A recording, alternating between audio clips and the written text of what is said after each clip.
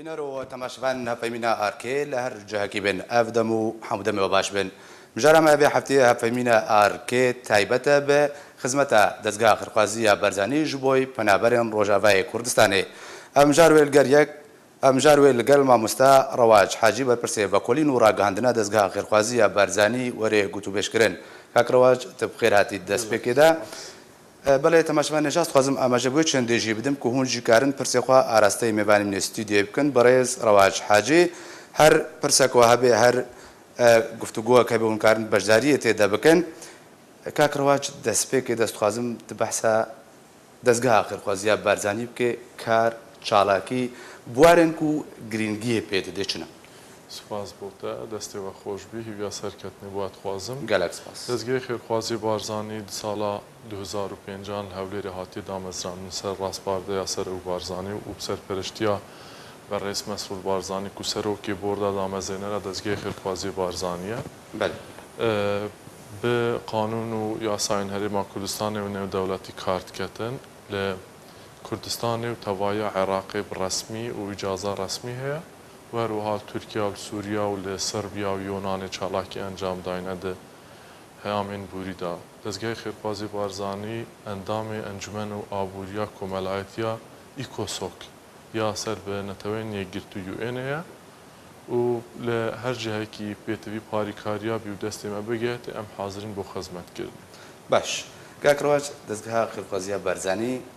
بێگومان کە ئالیکاریان دابشت کە هەنێک پێوەەر هەناک و پابندی پێت کرد سەروان پێوەران ئالیکاریان سەر پەنابەران ئەوێک و پێویستیاوان بە ئالیکاریە هەیە دابشت کێ ئەو پێوەرچنێک و دەستگا خێرخوازیە بەرزانی پابندیە پێت کێ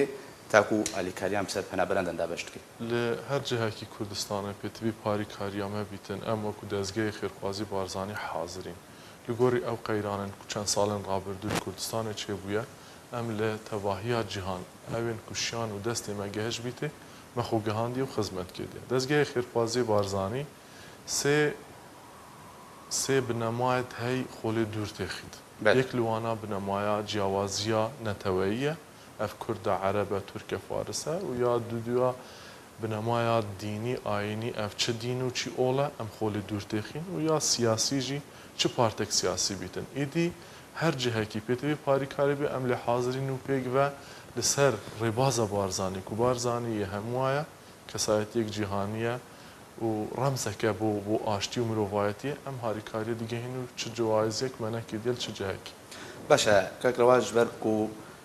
هەفەوینامە تایبەتە بە پەنابەرن ڕۆژاوای کوردستانێک و لە هەرێما کوردستانی دمێنن هەر سێ پارێزگەهان هەولێر و سلێمانی و دهۆکێ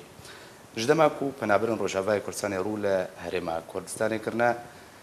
دەستگای خێرخوازیە بەرزانی ئالیکاری بە شێوان دابشت کە چەند کەس وەکو حاڵەتن تایبەت ئەم بێژن لە جەم دەستگا خێرخوازیە بەرزانی هاتنە تۆمارکردن و مەهانە ئالیکاریەوان تێکردن دەستپێکە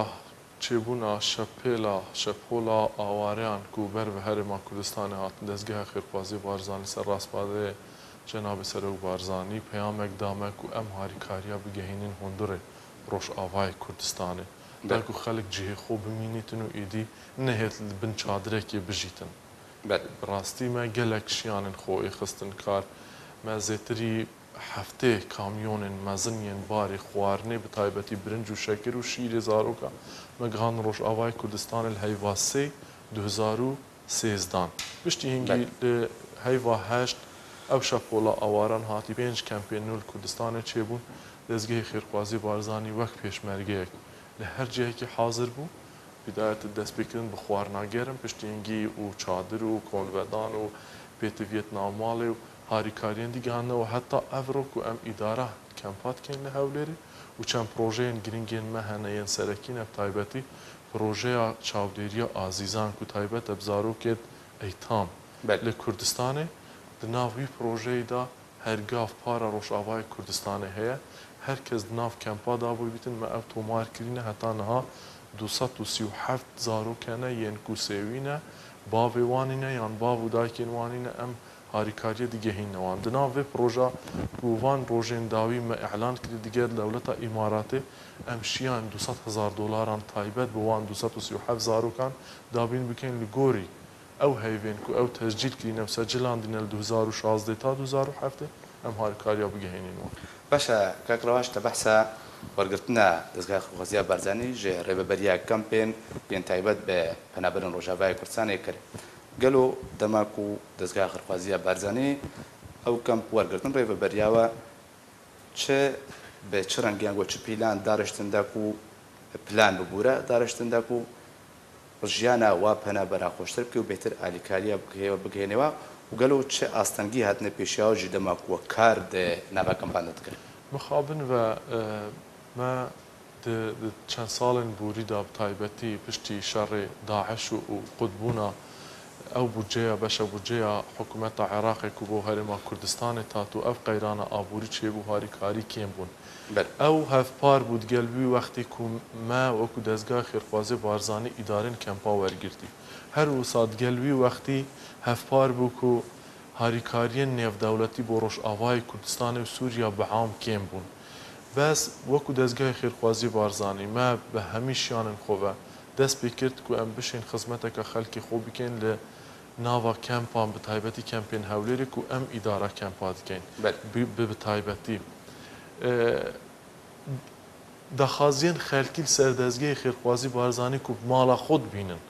و بارزانی باوێ خۆ حسابیتکەن سەروێ دەخوازیێن وا گەلێک زۆرن سەرمە احتمالە ئەم نەشین هەمیە چارەسەر بکەین وەختێکی کێمدا بەسمە پلان بۆ وا داناینە هەتا حەد ئیمکان ئەم بشین خزمەتە وا بکەین li gorî qanûnên ku dezgehê xêrxwazî barzanî serkar diket ku qanûnên nêvdewletî ne. Hindek tişt hene em jî pêdêşîn naxwazîn bibin belê îdî ev qanûnên îdara kempana li hemî dinyayê. Şirîkên me hene Mihafiza Hewlêrê ku EJCC û UNHCR ev projê îdara kempa em pêk ve îdare dikeyn em neşîn hindek xilafatan bikeyn hindek qanûnan bigorîn ku neb dilê me jî ne gelek care. باشە کاکڕواش دەماک و پەنابەرێک دناوە هەر کەمپەکەیەک و لە پارێزگەن هەرێما کوردستانی هەنا دخوازێک گازندەکێ بگەێنێ بەرپرسێ یەکوش نوێنەراتیا دەستگای خێرخوازیە بارزانیتکە ئێوێ بە چ ڕەنگی بکەنش بەر ئەگەر هەیە و گەلە گازنجی و ئەوەکە ئەو بێژن بژن ئەم ناگەهنەوە داگوم دەنگێ و خە بگەێنەوە چ ڕێ بگرنە بەر و چاو بکەن تاگو بگەن دەنگێ دەنگ بگەێنەوە. احتمالە ئەف ئاخفتن یا بەشێکی گەلە کێمبی چون ئەم بخۆ ڕۆژە ئەیکێک و ئەف کارستە چێ بوو مخابن بە دناوە کەمپاندا مە دەست بکاری خۆ کرد دەستگای خێرخوازی بارزانی ئۆفیسێن خۆگرتن چۆ دناوە کەمپاندا شۆڵ کرد ئەف شۆڵکردنا مەکارکردنامە ناو کەمپا وەسا چێکرد و ئەم ببین کوڕن وی خەلکی تێکەلی و هەڤالینیامە هەن زێدە بوو حتا خود جناب سەرۆکی دەستگەهش کاک موسا ڕۆژانە ئەم بینین خەلک دەسەر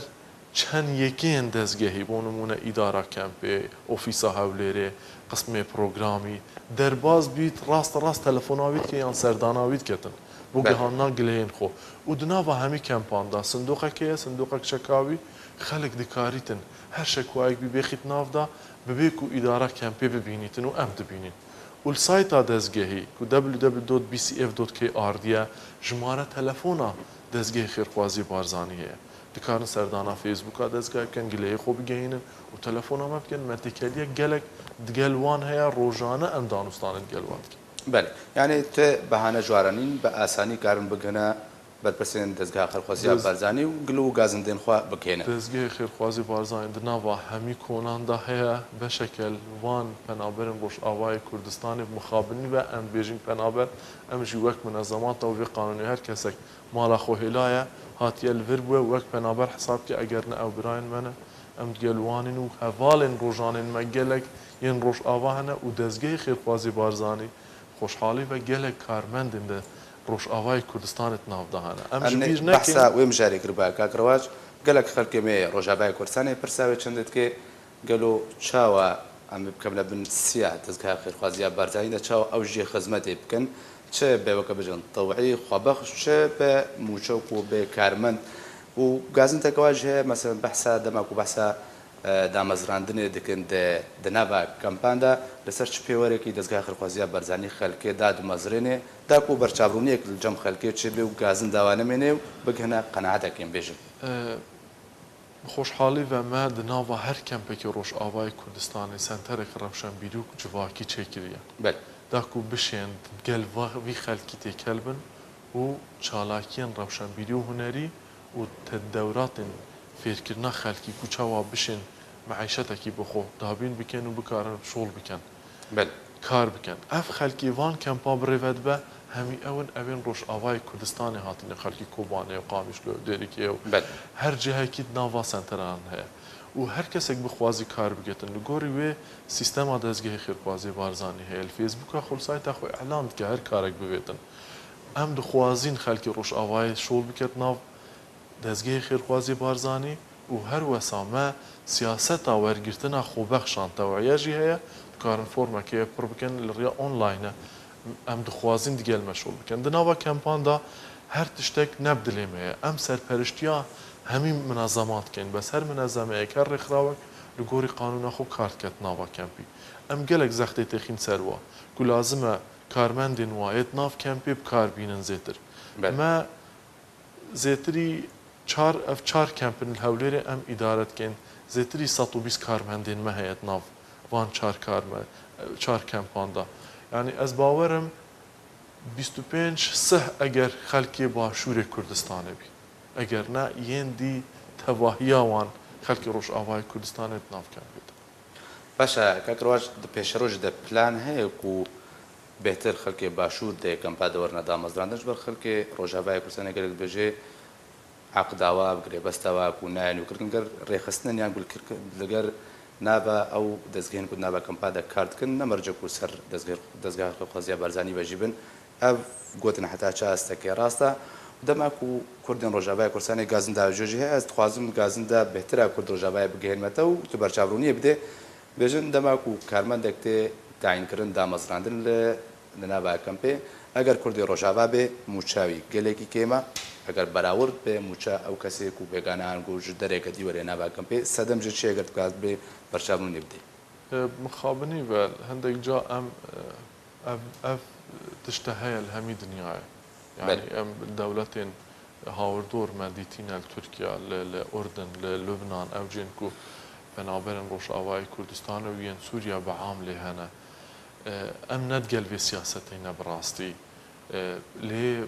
منظمات ورخراوجي هندك جا بيورك هي اويت نافا كامبان دا إيجارة خاني نادتن حقي كهربي نادا حقي آفي نادا قالك جا حقي هاتنو چون يجي نادت ناف كامبيه عندك جا اف بويا صدما وهندي حسابا ويبكن كو كيمتر ورقلي بل او خلكي روش آواي كردستان يتناف شاري دا كل كامبا شغل كي راتبي قالك بلنده بل و ام ندقل وي سياسة يجين براستي كو خلكي روش آواي كردستان نافا شغلي بتايبتي نافا كامبا دور بيخن و قريبستين و عقدين و گیم بن و پاشی نهنو کرن براستی ما گله کار کی دل سر هندی بس هنده کار هنه پسپوری لازمه امش گله جارات توشی وان صدمان يعني مشاكل بوماجي تشيد بن چون پسپوریا و کاری نیه تو دکترک کی صیدلانی لازمه تو نکاری دکترک دی بینید مستشفی کار بکتن احتمال اوین کو عولی هاتینا وظفاندن دناوا کمپان دا لسر ملاك حکومت ایان او ادارين کو بردوامن خلق هندك جا شهادين وانا باش بن خلقين نه زیرک لویره بی بس گلک خلق شاید نخوازیت ناف کمپا شغل بکتن خلق روش آوای کردستانی خلق کی خودان شیانه گلک هوليري ام بیجن بازار و کمپانیا و جهاجی خوبه کریه و دست کاری خود دایه شغل کرنه زور باش نوید بچیت ناف کمپی کار بکن در کمپی شغل کت وی کاری بو خلق کی تیلیتن کد ناف کمپی بی باشا كاكرواج خازم هالمسار بحثا كوباني بكم ودنج خلق كوباني بجهن متى دزغا خلقازيا بارزاني كوباني جدماكو وضعي خراب وتيكچو دزغا خلقازيا بارزاني چه آمده كاري جره کرن به چرنگي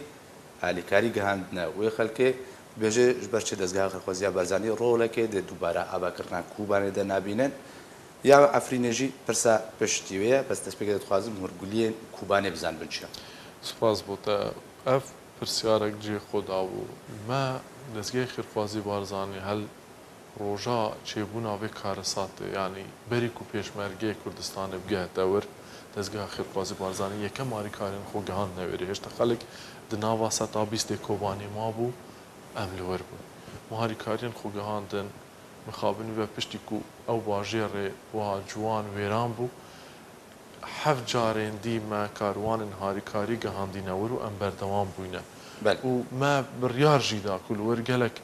پرۆژێن باش بکەین بەس هاریکاریەک نەیە باش هەبوو بڕاستی ئیدارەیە یا باژارێک کۆبوانێ هاریکاریە بەردەوام دیێلمەنە بوو ئەم بشین هاریکاریان خۆ بگەینین و ئەم نوکەژی حاضرین ئەو پارەیە کومە تەخسیس کردی $5 ملیۆن بوو $500,000 مەدانا و ئەو ڕۆژی مایە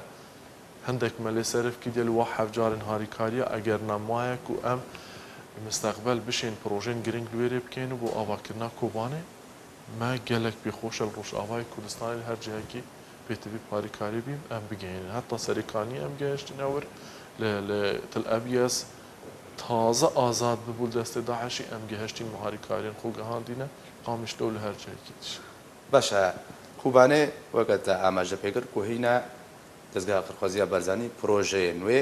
ji بۆی کوبانێ ئامادانە لێ ئەوە مایە دەم کۆرێ جێبجێکردن و سەدەمەنوێ کە تەداخویاکردن و خراپی ڕێبەبەریە وی باژاری بوو بێمە سەر عەفرینێ کاکڕەواج ژدەما عەفرین و شەڕێ دەست پێ کرد و نزیکی بێتر ژێ 5 ڕۆژان درێژ کرد ژێ ژدەیە هەیڤاسێ یا ساڵە 2018 کەتە دەستێ تورکیادا حتاوکە ئیرۆ بێژن ژبەر چێ دەستگا خێرخوازیە بەرزانی کارێک یان گۆش بەرچی خۆ نەلڤاندیەداک و ئەلکاریا خەلکێ کوردی عەفرینێ بکەش بەر و دەستگا خێرخوازیە بەرزانی تفەرق و جودایی ناکێ نابەرە پەنابەراندا یان بۆ ڕێگەزاندا چ عەرەب بێ چێ کورد بێ چێ هەروەها ناکێ نابەرە هۆلاندەژی دخوازم تێ ڕۆناهەیەکە باش بخێ سەر خەلکی عەفرینی وش بەرچ ئالیکاری نەهاتەکردن مخابنی بە دەستگای خێرخوازی بارزانی پشتی کوێ بکارە ساچێ بوو gelek محاولە کردم بەس وەکو مەدید فترە ئەوەلیدا دۆر پێشکردی بوو هەل ئالیە تورکا هەم ئالیە سووریا نەچیان هیچ هاریکاریەک بین پشتی و ئەو باژار هاتیە کۆنتڕۆلکردن دەستگای خێرخوازی بارزانی gelek پێنگاف و محاولاتکردن بەس ژبیر نەکەن دەستگای خێرخوازی بارزانی ئەمڕۆ دەستگایەک نێودەوڵەتیە ڕێکخراوێک نێودەوڵەتیە لە گۆری هەندێک پیڤەر و سیستەم و کارێ نێودەوڵەتی کار دکات ئەگەر ئیجازامە نەهێدان لە ئالیە ئیداری بە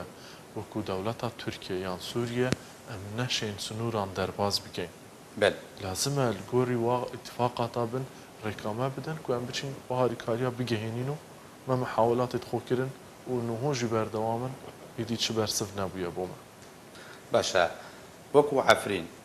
دپلانە دەستگا خێرخوازیە بەرزانیدا چ هەیە داک و هەوڵێ نو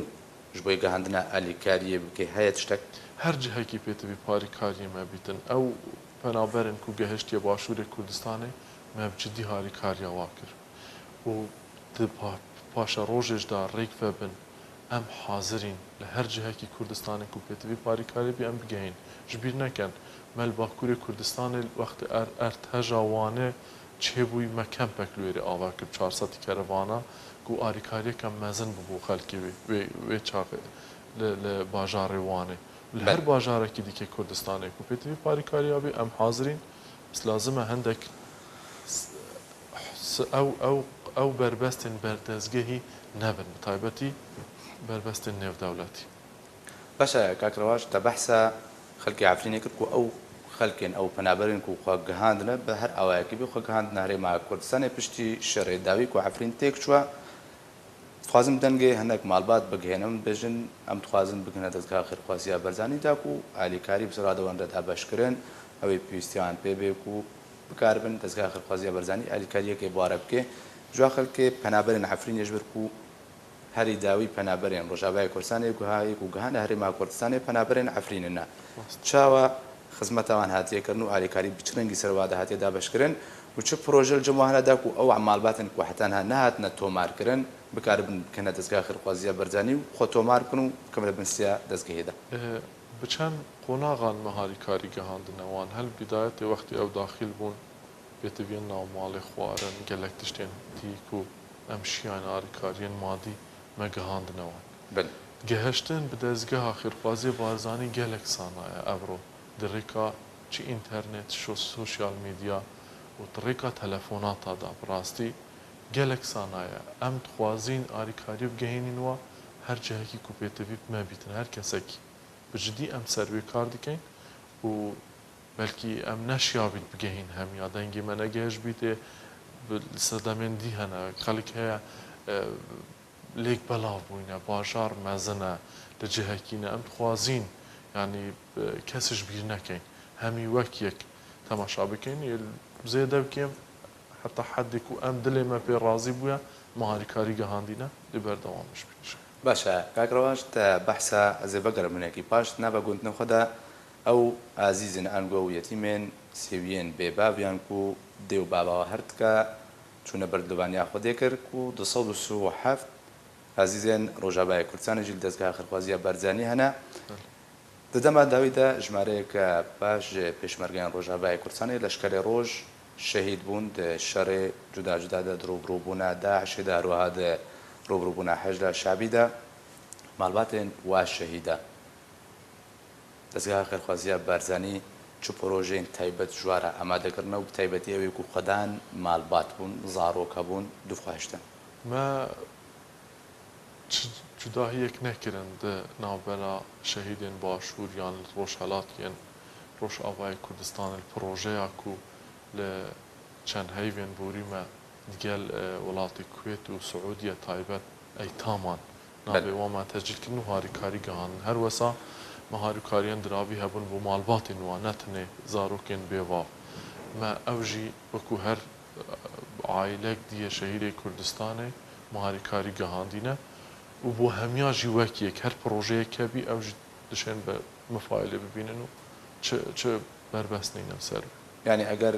هینا هەنە ئەو کەسێن ئەنگۆ زارۆکێن و سێوی دەستگا خێرخوازیە بەرزانی هاتنە تۆمارکردن ئەنگۆ چاوەڵ هەنە داوا تۆمار دەستگا خێرخوازیە بەرزانی دناوە هەمی کەمپاندا مەسەنتەرێن ڕەوشەنبیرین هەیە هەر نە کەمپێن ڕۆژئاوای کوردستانی باشوور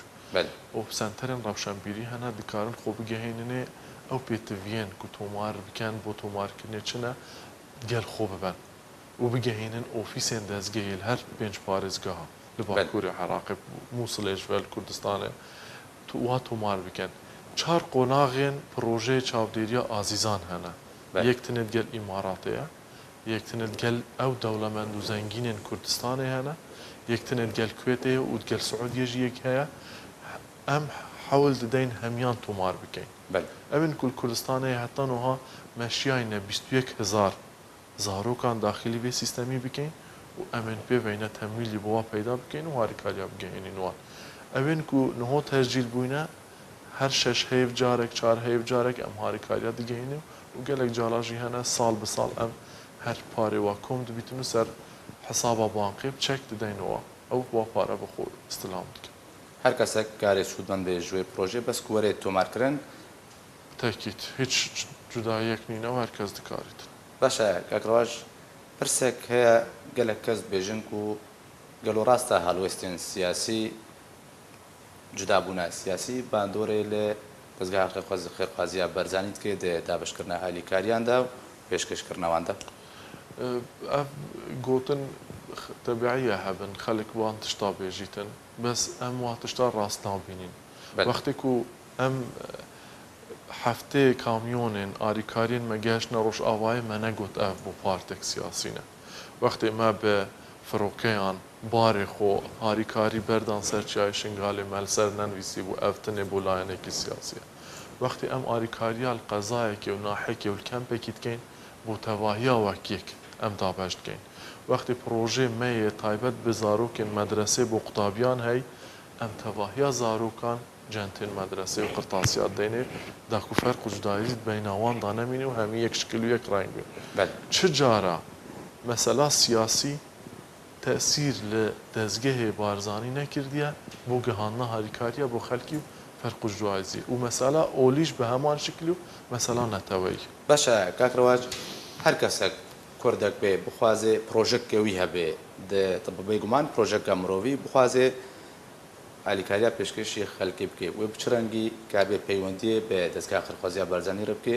بچرەنگی و کاربێ خۆبخێ خزمەتە دەستگای خێرخوازیە بەرزانیدا ئەم ئامادەینە پێشوازی لە هەر کەسێکی بکەین هەر پرۆژەیەک هەر کارێک و خزمەتە مرۆڤاتیە دابیتن پێشکەش بکە ئەم حازرین چ ڕێکا تەلەفۆناتە چ ڕێکا